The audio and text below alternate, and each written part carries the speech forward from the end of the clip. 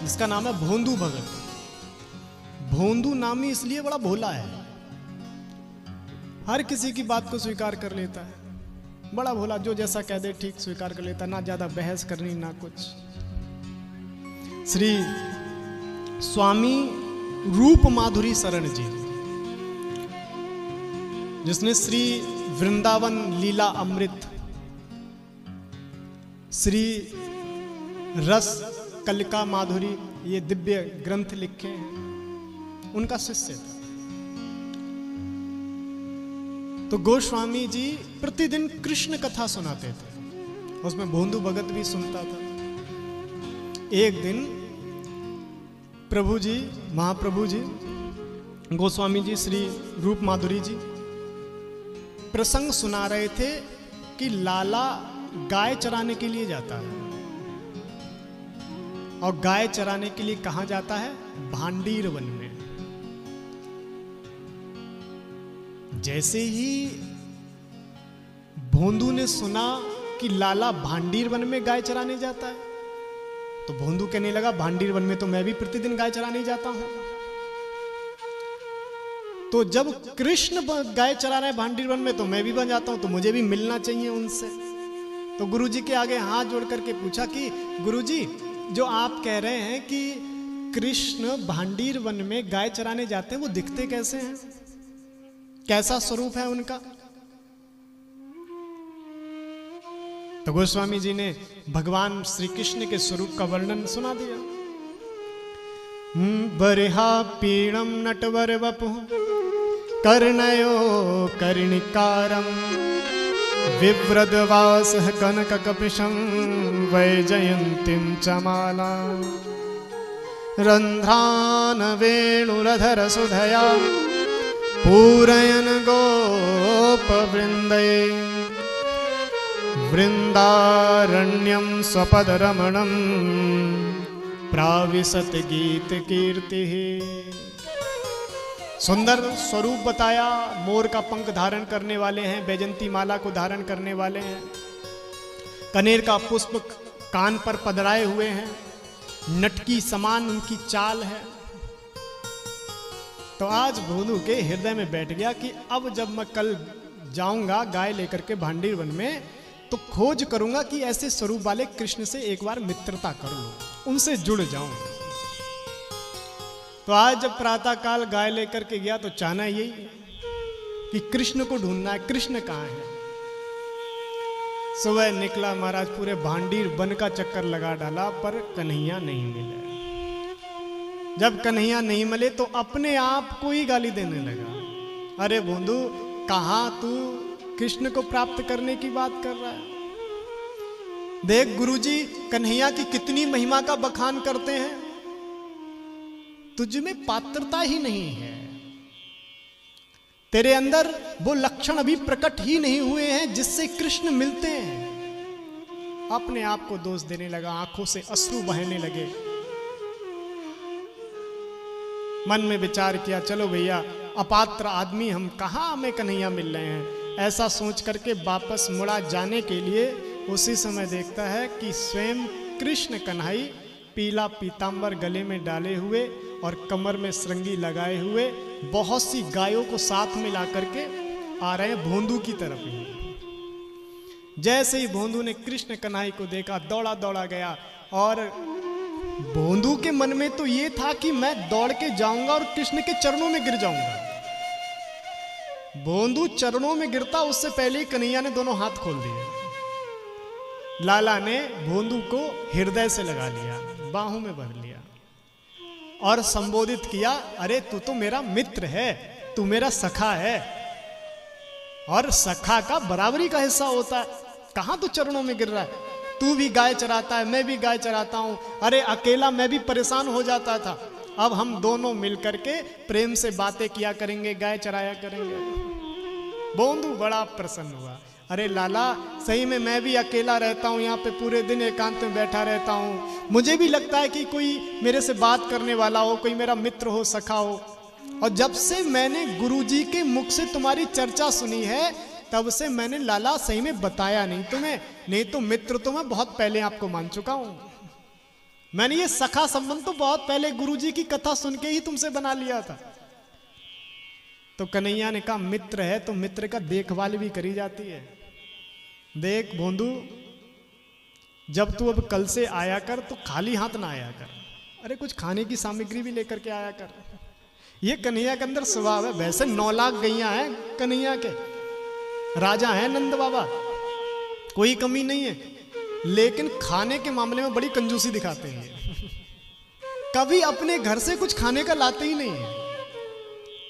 सखाओं के साथ भी जब गाय चारण करने जाते हैं तो सबसे कुछ ना कुछ मंगाते हैं और स्वयं खाली हाथ जाते हैं। और सबसे मंगा करके गोल घेरा बनता है और उस गोल घेरे में स्वयं बीच में जाकर के बैठते हैं और फिर कहते हैं मधुमंगल बता तू क्या लेकर के आया। मधुमंगल कहता है आज मेरी मैया ने माखन और रोटी बांधी है, ला एक मुझे भी दे। सो माखन लगाया रोटी पे, गोल गोल गोल गोल किया और यहाँ फंसा लिया इसे। श्रीदामा बता तू क्या लाया है। मेरी मैया ने रोटी और केरी का अचार दिया, ला तू भी दे। सो रोटी ली, केरी का अचार फंसाया और फिर उंगली में फंसा लिया। ऐसे फंसाते जाते हैं। तो भोंदू से कहा देख भोंदू तू मित्र है, मित्र को भूखा नहीं रखा जाता। कल से जब आए तो कुछ भोजन की सामग्री साथ में लेके आना। अरे लाला साथ में लेके आऊंगा, अब हमारा तो समय ही नहीं है, सुबह निकल जाते हैं गाय चारण करते, पता ही नहीं चलता है। बोले तो ऐसा करिए तू कच्ची सामग्री ले आना, हम दोनों मिलके खाना बना लिया करेंगे। भोंदू ने कहा चलो ठीक है। अगले दिन गया भोंदू, दाल भाटी की सामग्री लेकर के गया। दोनों गए, दोनों ने बड़े प्रेम से दाल बाटी की सामग्री बनाई और पाई। अब कन्हैया है, बड़े कौतकी हैं। एक दिन लेके गए तो राशन थोड़ा कम पड़ गया। कन्हैया ने फिर भोंदू से कहा देख भोंदू तू एक कंजूसी क्यों दिखाता है ये राशन लाने में, ठीक से पेट ही नहीं भरता है, थोड़ा ज्यादा मांग लिया कर गुरुजी से। चल ठीक है लाला कल मांग लूंगा। भोंदू गया गुरुजी के पास, गुरुजी वो थोड़ा राशन बढ़ा देना। बोले राशन बढ़ा देना क्यों। हाँ वो लाला है ना जिसके बारे में आप बताते रहते हो अपनी कथाओं में, कन्हैया। बोले कन्हैया, हाँ बहुत खुराक है उसकी, वो दिखने में ही छोटा सा है, बहुत खाता है। गुरुजी सत्य कहूं मैं तो 2 भाटी खाता हूं, इतने में वो 6 समाप्त कर देता है। कहता था कि राशन कम पड़ जाता है, ज्यादा लाना, भूखा रह जाता हूं मैं, तो गुरुजी थोड़ा राशन ज्यादा दे देना मुझे। अब जैसी भोंदू की बात सुनी, रूप माधुरी जी विचार करने लगे कि भोंदू असत्य बोलता नहीं है, झूठ बोलता नहीं है, क्या सही में कृष्ण कन्हई इसके साथ भोजन पाते हैं। कई बार कई ऐसे भक्त के चरित्र हैं कि शिष्य ने गुरु को भगवान से मिलाया है। वैसे तो काम यह है कि गुरु शिष्य को भगवान से मिलाए, पर कई ऐसे भक्त हुए हैं जिन्होंने गुरु को भगवान से मिलाया है। ऐसे ये भोंदू भगत जैसे गुरुजी से कहा कि कृष्ण कन्हई आते हैं और बहुत खाते हैं, कहते थे कि राशन ज्यादा लाना।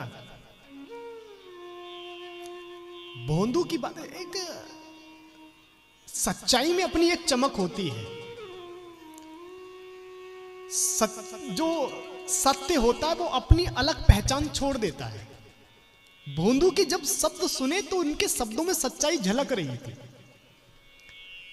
गुरुजी ने कहा भोंदू सही में तुझसे कन्हैया मिलते हैं। हाँ गुरुजी मैं झूठ क्यों बोलूंगा, आपको तो पता ही है मैं कभी झूठ नहीं बोलता, मिथ्या भाषण नहीं करता। सही में वो बहुत खाते हैं, उन्होंने कहा कि राशन बढ़ा करके लाना। अगर आपकी देने की इच्छा नहीं तो कोई बात नहीं, मैं भूखा रह जाऊंगा। जब वो प्रेम से बोलता है ना तो मैं अब उसका दर्द सहन कर नहीं सकता, मेरा मित्र है वो। नहीं मैं राशन के लिए मना नहीं कर रहा हूं भोंदू, तेरा जो सखा है ना कृष्ण, उससे कहना ना कि कभी गुरुजी के पास भी आ जाए। तेरा तो मित्र है, तेरे साथ तो भोजन करता है, तेरी बात को तो मानता होगा। हाँ हाँ गुरुजी मुझे बड़ा आदर देता है, वो मुझे बड़ा सम्मान देता है। तो भोंदू कुछ भी कर, कैसे भी कर, तू अपने सखा को मेरे पास ले आ। हाँ गुरुजी इसमें कोई बड़ी बात है, मैं आज ही जाऊंगा तो आज ही कन्हैया से कह दूंगा कि गुरुजी याद कर रहे थे।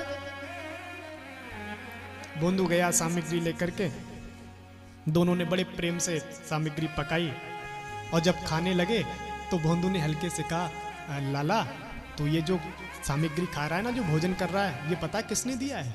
हाँ किसने दिया? गुरुजी ने दिया है। हाँ अच्छी बात है।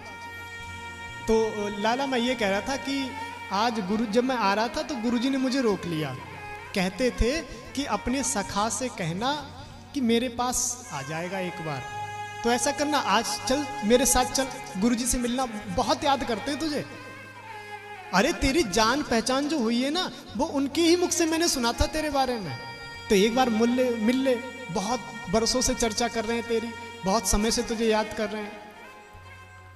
कन्हैया ने कहा, नहीं भोंदू देख, मैं तुझसे मिल लेता हूँ, देख दूसरों से मिलने के लिए मुझे ना कहे, मैं नहीं मिलूंगा किसी से। अब जैसे ही कन्हैया ने कहा मैं नहीं मिलूंगा, भोंदू ने भोजन छोड़ा और जाने लगा। कन्हैया ने कहा, अरे भोंदू क्या हुआ?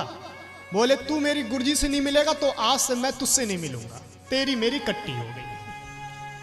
पहले कहता था मित्र है, मित्र को सम्मान दिया जाता है, बातों को आदर दिया जाता है, और मैंने एक छोटी सी बात रख दी तो तूने तुरंत काट दी।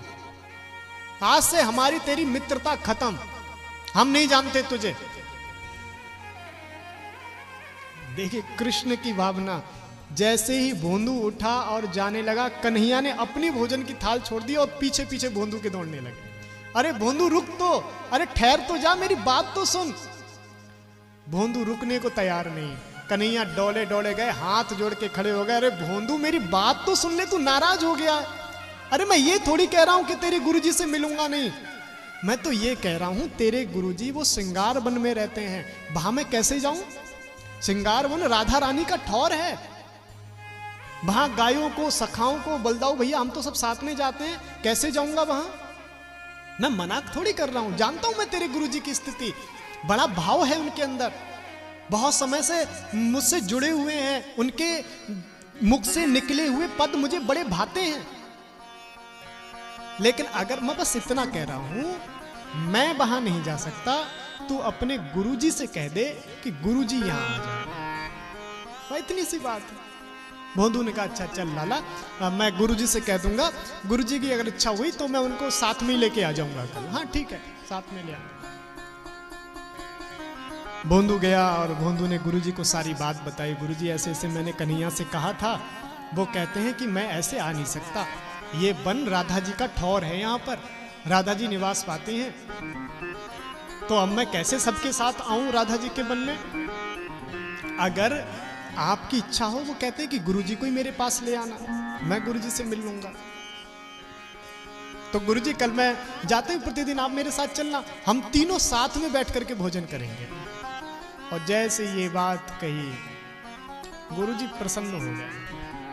भोंदू की बात में तो विश्वास था कि ठाकुर जी भक्तों के कारण तो कुछ भी कर सकते हैं। प्रबल प्रेम के पाले पड़कर अपना नियम बदलते देखा, भक्त का अपना मान टले टल जाए, भक्त का मान ना टलते देखा। भगवान का तो नियम है। भगवान कहते हैं भैया कोई मेरी प्रतिज्ञा नहीं, मेरी तो एक ही प्रतिज्ञा है कि भक्त की प्रतिज्ञा को पूरा करना है, मेरी यही प्रतिज्ञा है। प्रातः काल होते ही गुरुजी ने सारी सामग्री उठाई, माथे पर सामग्री पधराई, आगे चलते जाते हैं और लाला से मिलने की उत्कंठा बढ़ती जाती है। और जैसे ही भांडीर वन में पहुंचे तो बड़ी ही दिव्य अलौकिक छवि थी, सुंदर पुष्पों से पल्लवित पेड़ पौधे, वृक्षों पे फल लदे हुए, बड़ी सुंदर सुंदर गाय, और उन गायों के बीच में कदम के नीचे वृक्ष के लाला खड़े हुए हैं और अधरों पर बांसुरी पधराई हुई है। जैसे ही गुरुजी ने वो दृश्य देखा, कन्हैया को प्रणाम बाद में किया, भोंदू के आगे हाथ जोड़ लिए। अरे गुरुजी क्या करते हो, मेरे आगे हाथ क्यों जोड़ रहे हो? कहा भोंदू धन्य है तू, कई वर्ष हो गए लाला से जुड़े हुए, खूब भजन किया, खूब कीर्तन किया, लेकिन कभी प्रत्यक्ष लाला को देख नहीं पाया। धन्य है तू कि तेरे कारण मुझे आज भगवान का दर्शन प्राप्त हुआ है। गुरुजी गए और गुरुजी ने लाला के चरणों में प्रणाम किया, और वहीं कन्हैया ने आदेश दिया कि आप आपकी भक्ति मेरे चरणों में बड़ी रहेगी। आप मेरी लीलाओं का विस्तार करो, मेरे माधुर्य की चर्चा करो। और फिर उसी समय उसी लाला की बातों को ध्यान में रख के श्री रूप माधुरी दास जी महाराज ने दिव्य दिव्य ग्रंथ लिखे हैं, लाला के दिव्य लीलाओं की रचना करी है। ये वृंदावन लीला अमृत रसिक माधुरी जी के द्वारा ही लिखी हुई है, बड़ी दिव्य दिव्य उसमें लाला की चर्चाएं हैं।